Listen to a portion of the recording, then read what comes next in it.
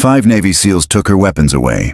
81 seconds later, they were all on the ground, and she never fired a single shot. They'd stripped her M4, unclipped the holster from her thigh, and taken the sidearm too, leaving both pistol wells empty. They thought she was helpless.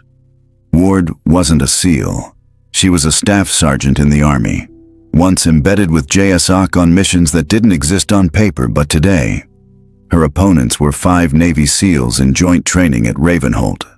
The bet had started over coffee in the hangar bay, where the smell of jet fuel hung in the morning heat.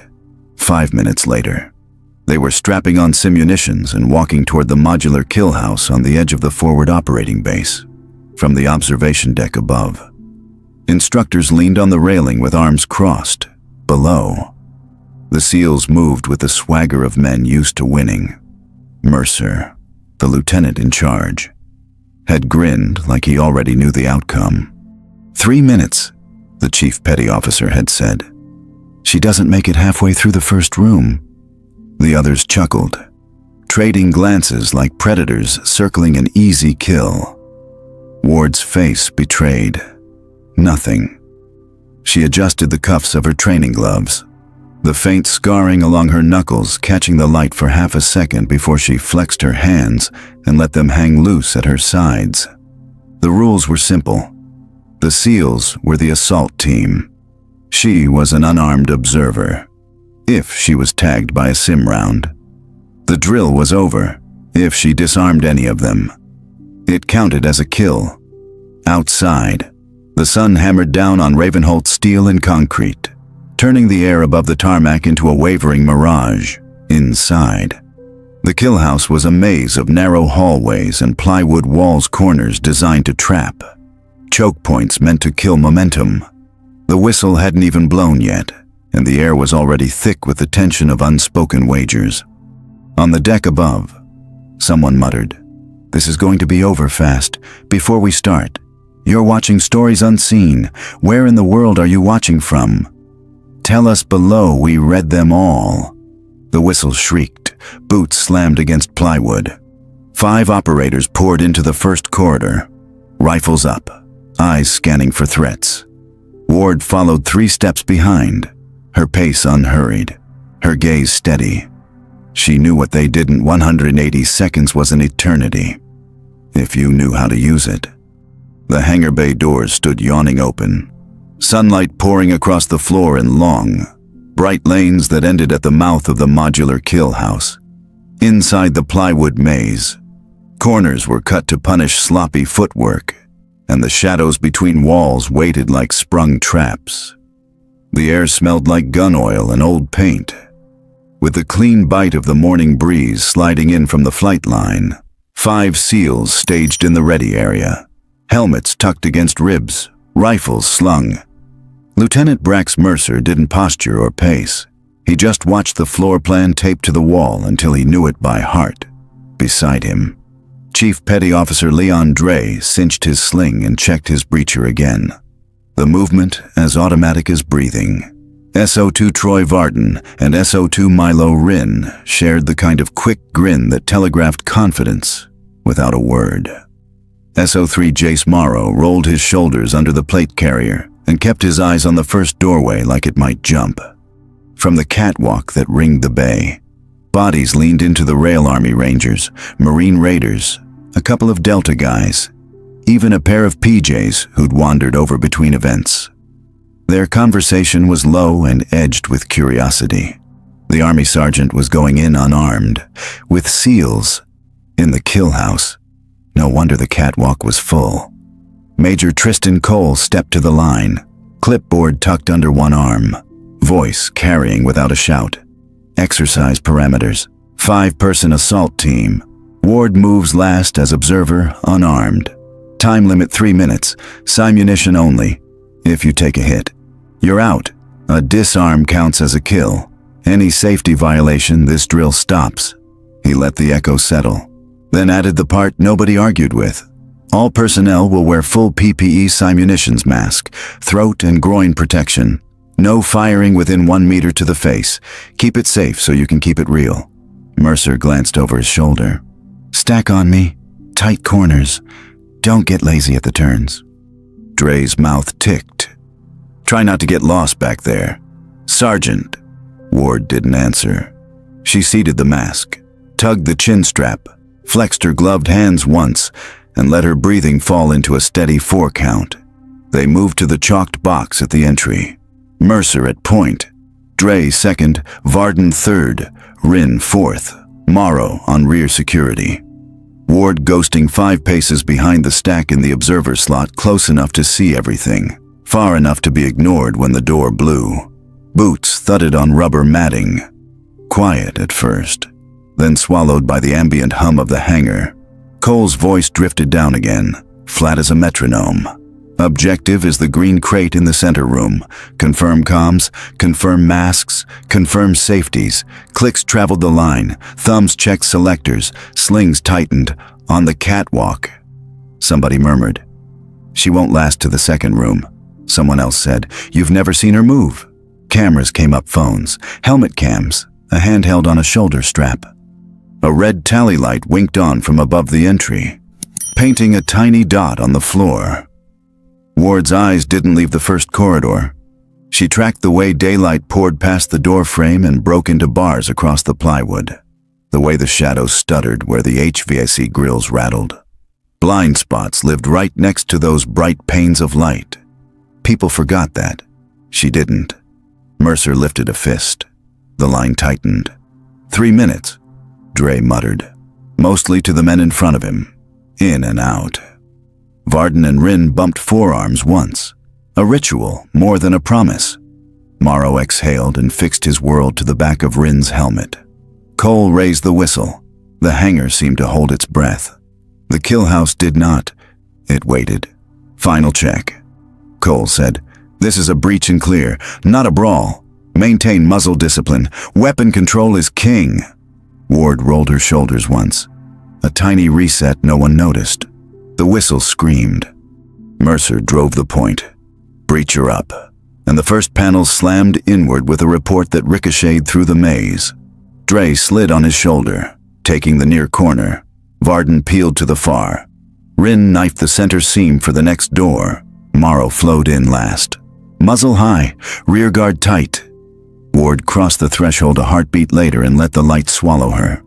From the catwalk, the crowd leaned in as one organism.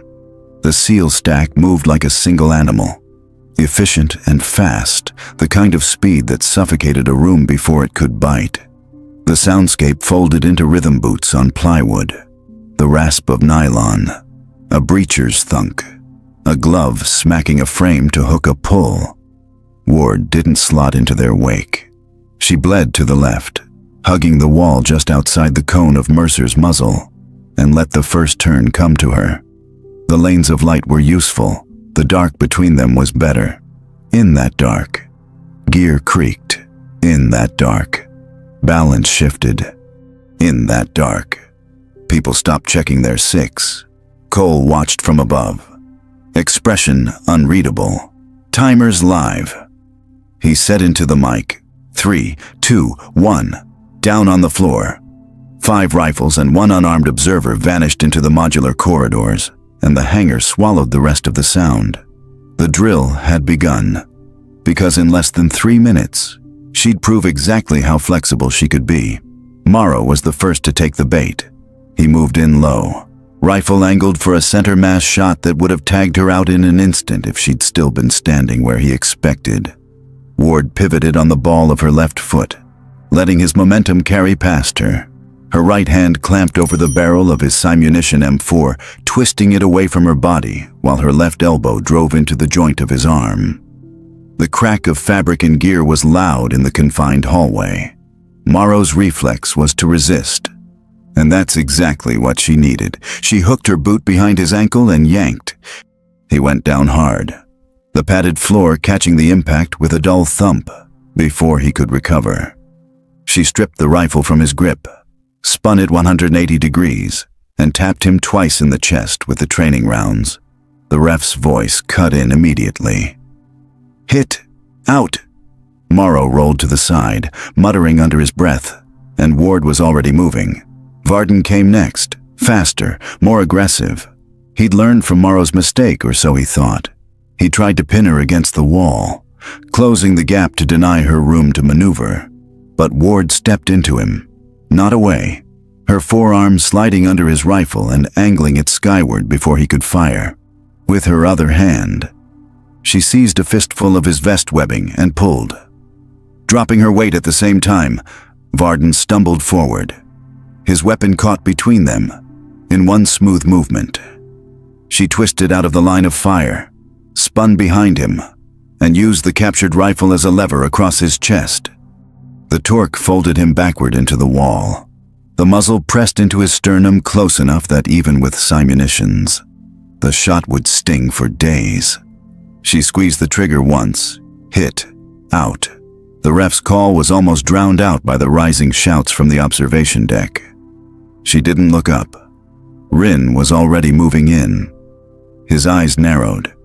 He wasn't going to make the same mistake as the other two. His sling was adjusted tight, his weapon tucked in high for better control in close quarters. He fired once at her midsection as he advanced. The shot hit her plate carrier with a sharp thud, but before he could chamber the next round, she'd closed the gap. Her left hand jammed the rifle sideways, locking the charging handle against his gear. Her right hand gripped the sling strap at his shoulder and spun him off balance. Rin's foot caught the edge of the doorway. That was all she needed. She stepped behind him, wrapped her leg through his, and pulled. The two of them went down in a controlled collapse, her knee in the small of his back, one hand still on the rifle's pistol grip. With her free hand, she tapped the back of his helmet twice, the agreed-upon signal for a kill in this drill. Hit, out. The ref's call came again, this time with more than a hint of disbelief. Rin groaned, rolling to his knees as Ward released him. She rose smoothly, scanning the next corner of the kill house. Heart rate steady, breathing measured. Bangoy nga, 48 gyai. Now there were two Brax Mercer and Leon Dre. 3 down in under a minute, and the two most dangerous still standing. Mercer's jaw tightened. This was no longer a demonstration. This was survival of pride. He adjusted his stance, rifle raised, trying to corral Ward in the narrow kill house corridor. Ward's breathing was steady, her eyes fixed, her shoulders loose. She'd read men like Mercer before, the ones who carried authority like a shield and hated when someone punched through it. He advanced, weapon tracking, but the space that had been designed to favor the assault team now worked against him. Every step forward was a fraction of a second she could steal. She feinted left, drawing his aim just enough, then pivoted hard to the right. Her foot hooked behind his ankle as her shoulder slammed into his ribs with controlled force. The impact sent him sideways into the padded wall, the sound sharp enough to turn heads on the observation deck. His rifle clattered free. She caught it mid-fall, rolled it into a low ready grip, and had the barrel angled toward his chest before he could recover. Her finger never touched the trigger, but the message was clear. Mercer froze, breath ragged, his eyes narrowing with the sharp edge of reluctant respect. 62 seconds. Leon Dre was already moving. The chief petty officer came in low, his mass and momentum designed to drive her to the ground before she could reset. It was a calculated, aggressive entry, the kind that had ended plenty of fights in his favor. But Ward didn't fight it. She borrowed it, dropping her center of gravity. She caught his sleeve and forearm, pivoted on her hip, and let his own speed carry him past her. With a sharp twist and pull, she redirected his force into a clean hip throw that sent him airborne for a fraction of a second. Dre's boots were above his head. Then he slammed into the mat with a thud that made even the SEALs on the sidelines wince before he could recover. She was already on him. Her knee pinned his sternum. Her hand stripped the training pistol from his holster, and in one smooth, practiced motion she racked the slide and leveled it at his chest from less than 3 feet away. Dre's eyes flicked from the pistol to her face. He tapped the mat twice, clear signal out. 81 seconds. The whistle cut through the air, sharp and final. Silence fell like a curtain over the kill house. No one admitted it aloud, but every man in the kill house knew they'd misjudged her from the very start. That's when the slow clap began. It wasn't mocking, it was measured, deliberate, and it drew every head toward the observation deck. A tall figure in dress greens leaned against the railing, silver eagles flashing under the red lights. Colonel Dorian Hale descended the metal stairs with the kind of presence that made seasoned operators straighten without being told.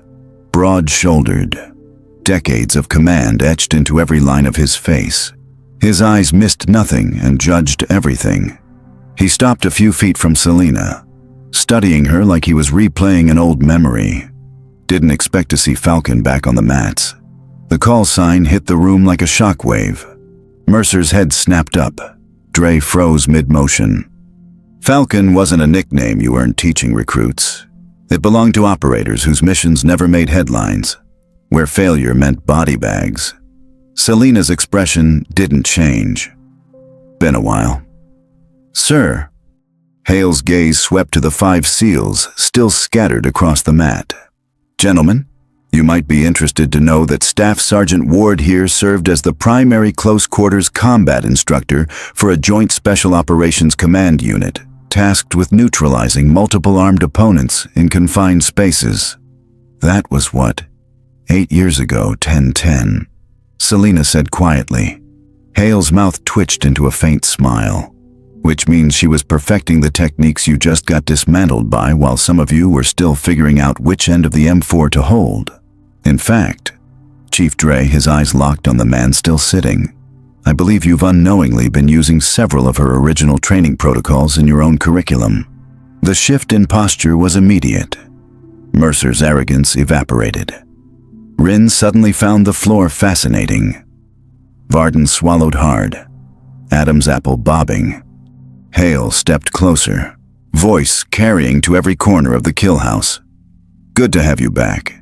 Sergeant, this base needs instructors who can demonstrate why their techniques work.